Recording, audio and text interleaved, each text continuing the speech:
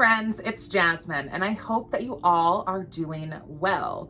If you're new to my channel, welcome. I'm a witchy content creator here on YouTube, making all sorts of videos about my personal experience walking the spiral path, covenry, folklore, paganism, the occult. If you are a returning subscriber, thank you so much for coming back, and we're gonna get into today's video. So for those of you who have been following my channel for a little while, you might know that I am subscribed to a subscription service called the BoneBox, which is by Skulls Unlimited. And no way is this video or the other videos sponsored at all. I subscribed to this box because one of my good friends, I was over at her house one day and I was admiring her skull and oddity collection, and she told me that she subscribes to the BoneBox. And I too am a lover of the strange, unusual, the obscure, and oddities, so I decided to subscribe to this box as well. 4 or 5, I would say, other videos showing my BoneBox subscription boxes, and I know that there's quite a few of you who like to see these, so I figured I would share this month's BoneBox with you all as well.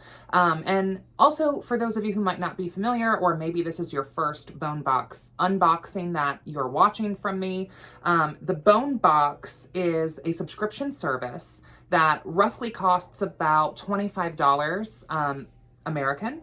And you get a skull as well as an oddity item sent to your door every single month, which these are real skulls. These aren't replicas. These are real specimens. And so if you are someone who likes to collect oddities or skulls, you know that a lot of times these things can get really, really expensive, and especially more expensive if you're looking to acquire these from ethical sources, which the BoneBox claims to be an ethical source. This is what the box looks like, what all of the boxes have looked like since I've been subscribed. So it just says #BoneBox on the outside, and then it says real bone specimens every month, study, learn, and collect. Now, for myself, I am a practicing witch, and one of the other reasons why I wanted to get this box was to really connect more to the animistic side of my practice, and using some of these specimens actually in spellcraft or in ritual,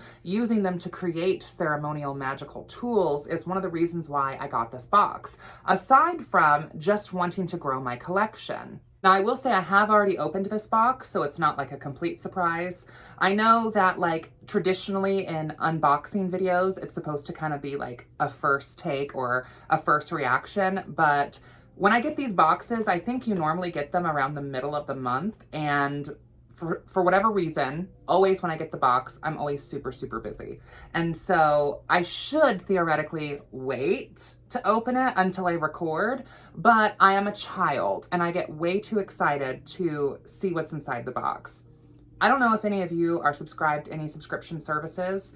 If you have any like witchy or horror or occult themed subscription box recommendations, I would love to hear them. I'm definitely open to maybe picking up another subscription box. And so if you would like to see me review a different box on the channel, comment down below and let me know. So as usual, when you get your specimens in the BoneBox, they always bubble wrap everything, which I've never had any items come broken or damaged, so that appears to be working.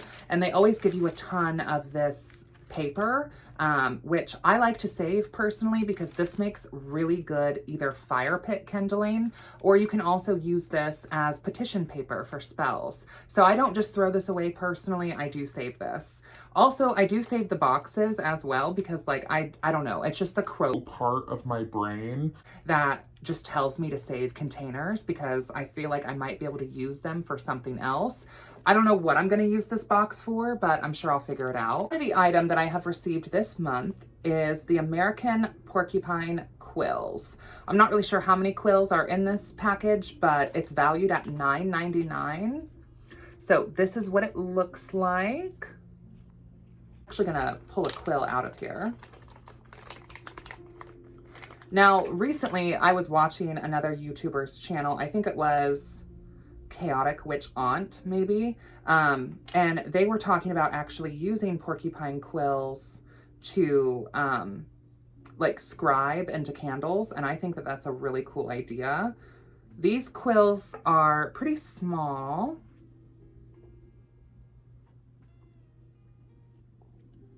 and they're a little bit like flimsy, so I'm not sure how well this would really like carve into a candle.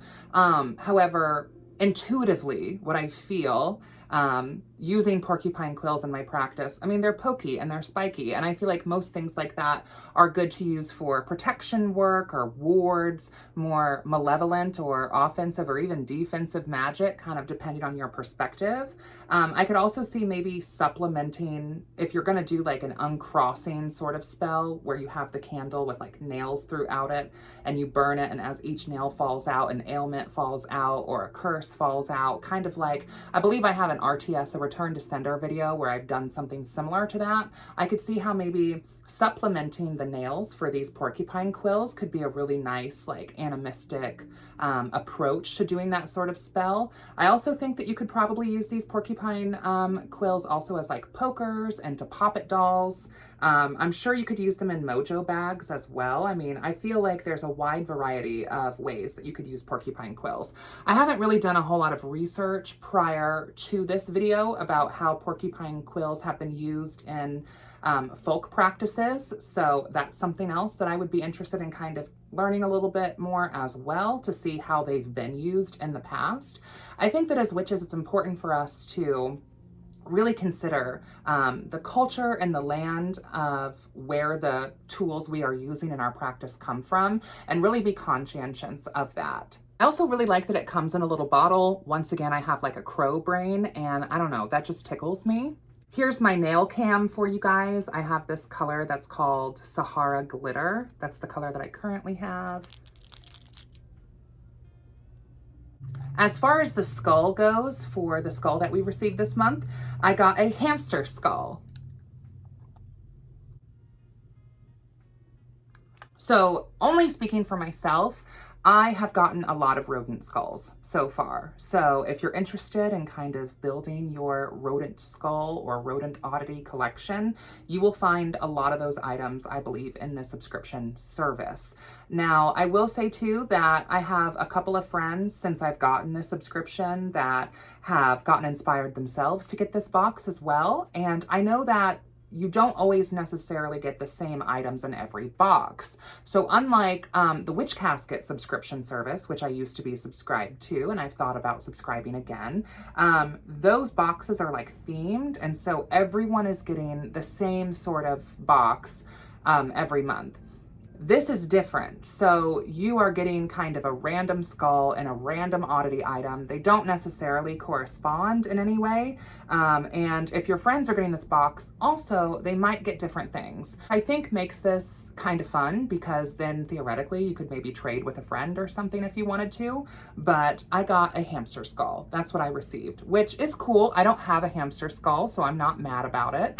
I will say that initially, when I was subscribing to this box, I was really hoping to get some larger specimens, and so far I haven't really gotten any specimens larger than a kitten skull, which is super cool and feels super metal to have a kitten skull. But yeah, I've gotten a lot of rodents and I think a couple of birds. Also comes with like a little note card that kind of educates you about the animal, so I'm gonna read that to you guys now. So this month, the hashtag BoneBox delivers to you the hamster. There are over 20 species of hamsters, 5 of which are common as pets. Physically, they are stout-bodied, elongated cheek pouches extending to their shoulders, which they use to carry food back to their burrows, as well as their short tail and fur-covered feet. Hamsters are very flexible, but their bones are somewhat fragile. They have a large upper and lower incisors that grow continuously throughout their life, so they must be regularly worn down. Hamsters use chemical cues to communicate messages by scent. Hamsters have flank scent glands, which they use to mark territory by rubbing their sides on vertical surfaces. They can also recognize one another by their breath. So kind of like some of the previous boxes I've received that have rodent skulls, I feel like in general, when I think of using rodents and magic, I think of hiding things or keeping things buried, maybe keeping secrets or the truth sort of locked under key. I think of also like finding hidden treasures, like some of the Ars Goetic demons can be summoned for. I also think kind of embodying the hamster skull, when they're talking about the hamster being kind of like stout, I think that this could also maybe be used in like health spells as well. Let me know what you think of the hamster skull. How would you use a hamster skull in your personal path and practice? I feel like it's not one that I necessarily strongly resonate with, like to use in magic, but maybe I'm overlooking something and maybe there are some more creative ways for me to incorporate the hamster skull in my practice. Nonetheless, I feel like it will definitely add to my skull and oddity collection that just continues to grow and grow. And I'm not upset about this box. I think the porcupine quills are probably my favorite item that I received out of the two. Oh, and also, hold on. The hamster skull itself is retailed at $28. So if you consider the fact that this box costs $25, I think that between $28 for the skull and $9.99 for the porcupine quills, I feel like that retails at a pretty good value. I know that when I've looked online at purchasing just single skulls through other sellers, it's always hard to make sure that you're getting them from an ethical source, which is something that's important to me personally. And also too, things can very much be quite expensive, more expensive than you would imagine. And also, as usual with stuff like this, I know that there's a lot of caution tape, red tape around like animal products, like natural resources, those kinds of things. And I know that I do have some international friends who have said that they have had a hard time with acquiring this box. So still not 100% sure if it's only 100% just a US box or if it does ship to other places. I know that I have a friend in Canada who's not able to get the box, unfortunately. However, I'm not sure if maybe you can order specific items from the website, because I do think they also just sell specimens outside of the boxes. But definitely make sure, like, look into your local laws. I know that for us here, most birds are kind of off limits. Not all birds, but most of them are illegal to own parts of without like permits or permission.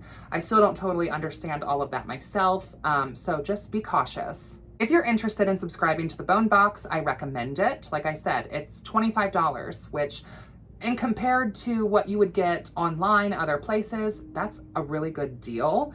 And so I feel like if you want to check it out, if you want to grow your collection, or if you're interested in some necromantic arts or animism, I think this is a nice way to kind of incorporate some of that into your practice, especially if you're kind of like me and you have a hard time with finding these when you go out into the woods. You know, one of the witches in the coven is very much like our patron swamp witch, and every time we go out together, they're always finding really cool sticks and mushrooms. They found us all deer ribcage bones one time. They have such the eye for that, and I definitely don't. When I am out hiking or walking a trail, I am kind of squirrel brainy, and so I'm looking above me, I'm looking up in the trees, I'm looking at the wildlife, I'm looking at the elements around me, the spirits around me, or I'm just talking and not paying attention too. And so I feel like in order to find these or wildcraft skulls or bones out in nature, you either would need to be hunting and acquiring them yourself, or you would just find them as they're decomposing. And I so far, I have not found any just decomposing bones. I've tried, I just don't have the eye for it. I really don't. Don't get me wrong, I love the swamp craft, you know, and there's aspects of that that are definitely in my practice. I kind of talked a little bit about like working with the genus loci, and when we as a coven were also looking at an additional place to host sabbats and rituals at, because here in our city, we have like a couple of different spots that we get together in the woods. But I was kind of looking for like kind of a couple other options. And so we explored some other places recently, and connecting with the spirits of the land and the spirits of the dead that are connected to that land is something that's a part of my practice. And so that is one thing that recently, in terms of this sort of style of animistic, necromantic art, that I've been exploring more in my practice through building a relationship with land that the coven will be hosting rituals on here in the near future, coming up at the fall equinox. So I'm very excited about that.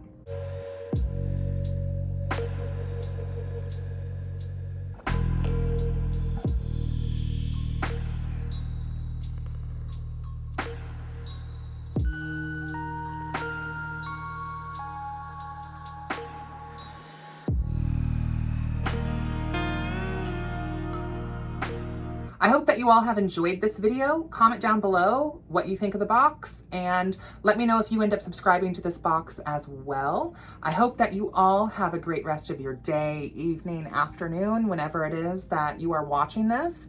I am going to be getting myself ready to head down to the shop because we do have book club tonight. So I run this group called the Indie Witches Book Club. It's available for you to join on Facebook if you would like to join an online book club. I think we have about 300 or so members. And every other month we get together in person at the shop. And then the months that we don't get together in person, we have an online meetup. So if you're not local, or if you are local and just are not able to get down to the store for book club, you can also join the discussion online. Currently, our book is Women Who Run with the Wolves, which is like a fan favorite of mine. It's a book that I've read several times, so I'm kind of excited to discuss it with some of the witches at book club tonight and hear their thoughts about this book. I really love it. It's all about essentially the wild woman archetype. So it's something that's like near and dear and close to my heart. It's also a book that I talk a lot about with my grandmother. She's the one who kind of turned me on to it. And Women Who Run with the Wolves was a book that kind of started a book club that my grandmother was in that totally did not turn into a coven, but like they get together every month and like pull oracle cards and things like that. Well, they used to. They've gotten older now, so they're not quite getting together as regularly, but there is some like family lineage there. Anyways, I feel like I'm totally rambling now, so I am gonna hop off of here. But yes, have a great rest of your day, evening, night, morning, whenever it is that you are watching this. And until next time, blessed be, and I'll see you in hell.